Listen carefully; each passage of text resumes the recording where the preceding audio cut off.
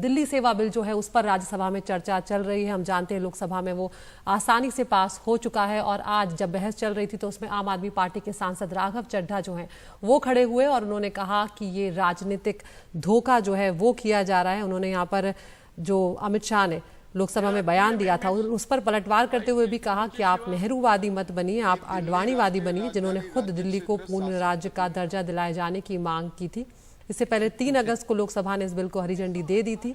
Bill को लेकर NDA और इंडिया के सांसद लामबंद हैं, लेकिन बीजेडी वाईएसआर कांग्रेस के समर्थन में आने के बाद नंबर जो है वो एनडीए के पक्ष में अब दिखाई दे रहे हैं। तो आपको आप पर सबसे पहले हम सुनवाते हैं राघव चड्ढा और मनोज झा ने क्या कुछ कहा है दिल्ली सेवा बिल पर चर्चा के दौरान।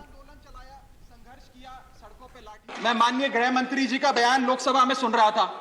उन्होंने कहा कि नेहरू जी ने, पंडित नेहरू ने ये बात रखी थी कि दिल्ली को पूर्ण राज्य का दर्जा नहीं मिलना चाहिए। मैं माननीय गृह मंत्री जी से कहना चाहता हूं, नेहरूवादी मत बनिए, अडवाणीवादी बनिए, वाजपेयीवादी बनिए और दिल्ली को पूर्ण राज्य का दर्जा देने का आज आपके पास ऐतिहासिक मौका है। दिल्ली को पूर्ण राज्य का दर्जा दीजिए। सर, इस बिल को लाने का असल कारण क्या है? यह बिल क्यों लाया गया है? पिछले 25 साल में दिल्ली में 6 बार विधानसभा के चुनाव हुए। 6 के 6 चुनाव भारतीय जनता पार्टी बुरी तरीके से हारी।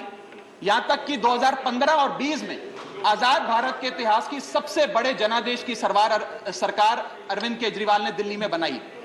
क्योंकि ये पिछले 25 साल चुनाव नहीं जीत पाए और अरविंद केजरीवाल और आम आदमी पार्टी के आने के बाद ये जानते हैं कि अगले 25 साल भी ये लोग चुनाव नहीं जीत पाएंगे, तो सरकार को नष्ट करने का काम कर रहे हैं। क्या ना रहेगी सरकार और ना रहेगा चुनावों का महत्व, ना रहेगा बांस, ना बजेगी बांसुरी। सर, मैं तो अरविंद केजरीवाल जी का बिल ही नहीं मानता हूं, दिल्ली गवर्नमेंट का बिल ही नहीं मानता हूं। मैं तो ये मानता हूं कि सर, अगर ये प्रयोग सफल हुआ, अगर सांप ने रास्ता देख लिया, तो कल को उन पर भी गाज गिरेगी जो आज न्यूट्रलिटी और इक्विडिस्टेंट के नाम पर न जाने क्या क्या सोच रहे हैं। सर, हम तब भी आपके साथ होंगे, ये तो गारंटी है सर। हमारे पास कोई विकल्प ही नहीं है। परेशान हताश लोगों के पक्ष में खड़ा होना। हम तो कश्मीर चल रहा था, उस वक्त आम आदमी पार्टी ने कोई और पोजीशन लिया था।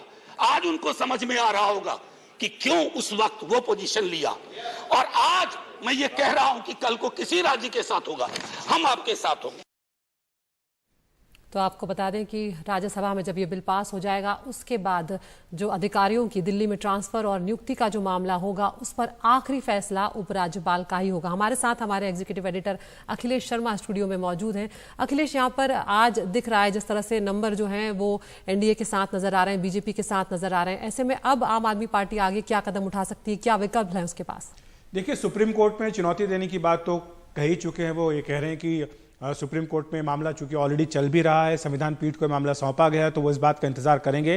लेकिन हमने देखा था अदिति कि जब ये अध्यादेश आया था उस वक्त भी जब ये अथॉरिटी का गठन हो गया था तो उसका कोई बहिष्कार नहीं किया गया दिल्ली की आम आदमी पार्टी सरकार द्वारा, बल्कि अरविंद केजरीवाल बाकायदा उन बैठकों में हिस्सा लेते रहे। तो यानी ये जो व्यवस्था बन गई है, अब ये जाहिर सी बात है कि बिल पारित होने के बाद, कानून बन जाने के बाद ये व्यवस्था आगे भी जारी रहेगी। हालांकि आप जानती हैं कि जो पिछला अध्यादेश आया था और अब ये जो बिल आया है इसमें कुछ बुनियादी अंतर भी हैं। 3 बड़े अंतर हैं जो उस अध्यादेश और इस बिल को अंतर करते हैं। लेकिन जाहिर सी बात है कि अब जो भी नया कानून बनेगा उसके हिसाब से उन्हें काम करना पड़ेगा और उन्हें यही उम्मीद रहेगी कि सुप्रीम कोर्ट में मामला जब चल रहा है तो निश्चित तौर पर वहां से उन्हें राहत मिले, इस बात की वो उम्मीद लगा करके रखेंगे। लेकिन दूसरी बड़ी बात यह कि राजनीतिक लड़ाई, ये लड़ाई जो है वो लड़ने का विकल्प हमेशा आम आदमी पार्टी के पास खुला रहेगा, क्योंकि वो हर राज्य में जहां जहां पर भी वो चुनाव लड़ रहे हैं, आने वाले दिनों में हम देख रहे हैं कि 5 राज्यों के चुनाव होंगे, वहां पर भी जाकर के इसे एक बड़ा मुद्दा बना सकते हैं। कह सकते हैं कि किस तरह से केंद्र सरकार ने उनकी सरकार के साथ भेदभाव किया, एक चुनी हुई सरकार के साथ इस तरह की ज्यादती की, इस तरह के मुद्दा वो राजनीतिक मुद्दा भी बना सकते हैं। बिल्कुल, और वो हमने सुना भी कि किस तरह से राघव चड्ढा जो है वो अमित शाह के बयान का जिक्र करते हुए उस बात पर वो कह रहे थे कि किस तरह से हम एक छोटी सी पार्टी थे और कितनी जल्दी हम एक राष्ट्रीय पार्टी में तब्दील हो गए।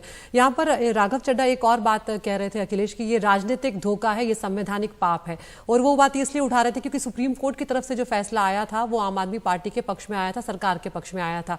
तो इस तरह से जब आगे इस तरह के मामले आते हैं तो ये विधेयक जब जिस तरह से लाए जाते हैं उसको लेकर आपको लग रहा है कि सवाल उठेंगे आगे भी? देखिए, इसमें दो जो दल हैं उनकी स्थिति समझना बहुत जरूरी है, जिसका जिक्र राघव चड्ढा ने भी किया, वाईएसआरसीपी और बीजू जनता दल। दिलचस्प बात यह कि जैसे ही राघव चड्ढा का भाषण खत्म हुआ, इन दोनों ही दलों के सांसदों ने अपना भाषण वहां पर दिया। राघव चड्ढा ये बार बार कह रहे थे कि आप 2 राज्यों में सरकार चला रहे हैं और वहां पर बार बार जो है फेडरल स्ट्रक्चर की बात होती है, लेकिन कल से आपके साथ भी यही हो सकता है जो दिल्ली के साथ हुआ। लेकिन वो चाहे सस्मित पात्रा बीजेडी के हों या वाईएसआरसीपी के कांग्रेस के नेता हों, उन्होंने दोनों ने ये स्पष्ट किया कि देखिए, दिल्ली की बात अलग है। दिल्ली जो वो उसको पूर्ण राज्य का दर्जा नहीं मिला हुआ है। जब संविधान बनाया गया था तब भी दिल्ली को पूर्ण राज्य का दर्जा नहीं दिया गया।